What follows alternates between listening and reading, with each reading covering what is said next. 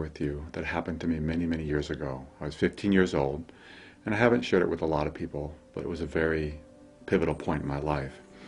For a brief amount of time, I had experimented with drugs. It was only a few months, and then I stopped, thank God. But during that time, I had a very negative experience that happened. I had experimented with some drugs, and it was a very awful experience, probably one of the most awful experiences I've ever had. And I remember it was so terrible. My heart was just beating out of my chest. It felt like it was going to explode.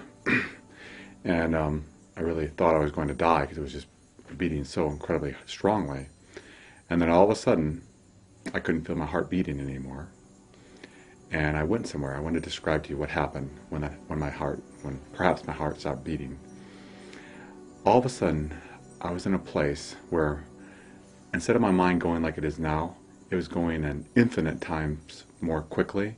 Instead of just thinking about, as we do on a daily basis, I could think faster than humanly possible, faster than any computer in the world at the time. I just could really understand what was happening in my life. And what I did is I saw my life from the beginning to where it had been at that point, 15 years.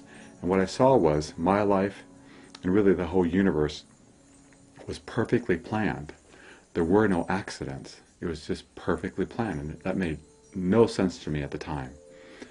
And then another part of the experience was that when I was seeing things around me, instead of them being typical like you and I see, they had their own light. They glowed. They had their own light. They were giving off their own light.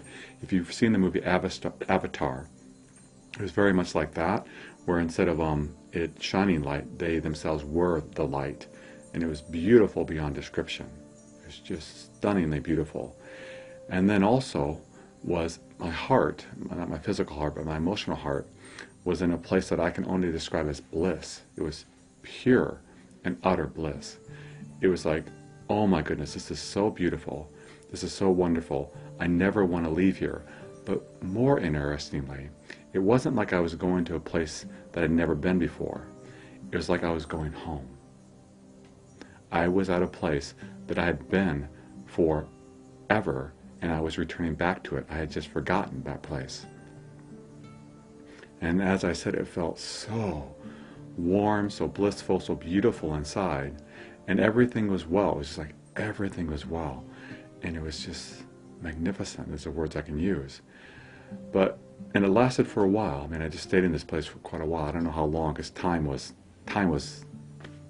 unmeasurable at that time. I couldn't tell how long time had passed. But for whatever reason, I felt my heart start beating again. And I just noticed that, I came out of it, and I was very elated for quite a while.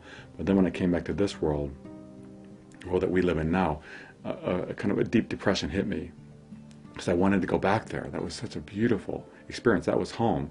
And this didn't feel like home anymore. So what I want to share with you in the next episode, if you stay tuned, is how I came to terms with that now, many years later, and how it's impacted my life. Peace. Our first question this week comes to us from Margie in Surprise, Arizona. I'm a 70-year-old woman who has fallen in love again. My husband passed 10 years ago, and I never thought I could love another man. My boyfriend and I have been dating for 1 year, and he asked me to marry him, which I accepted. The problem is my unsupportive family. Everything was fine until then. What can I do? Congratulations, Margie. I'm really glad you fell in love again. But you falling in love doesn't mean your whole family is going to fall in love with him too. It's pretty normal what you're experiencing, usually, particularly as we get older, when we fall in love again after a divorce or a death. Not everyone is supportive. And I think having that expectation, being there, is going to get you in trouble. You need to say, I'm going to get married because this is important to me, but not everyone's going to be happy with that. And I wouldn't rub in their face and try to make them happy, but realize not everyone is. They were in love with your previous husband, of course, and that's who they knew. And so that change is hard for them. But I think if you don't make a big deal of it, and you support him, and you love them too, and don't forget them, and don't make it all about him now, I think you'll find a good balance there where you can love him and love them without expecting them to totally fall in love with him like you did. The interesting thing is, Margie, when I work with clients, I often say to them, what would you do in this situation if you were 70 years older and you were looking down at the situation you're in now? And often people are able to say, you know what, I would go ahead and do it anyway because I matter, and what matters to me, my happiness is very important, and it is no matter what age you're at. And we're not always going to get the support from the people we love from every choice that we make, but now is your time to experience that love and grow. And I think that you could be a really great role model to your children and to your family to say, I'm not doing this to hurt you, but I'm doing this because this is important to me, and I would love your support, but even if you're not supporting me, this is what I'm going to choose to do. So Margie, even though not everyone's supporting you, Elizabeth and I are there in spirit and heart with you, and we wish you the best and wonderful marriage ahead for you. Yes, we do. Thank you so much for your question.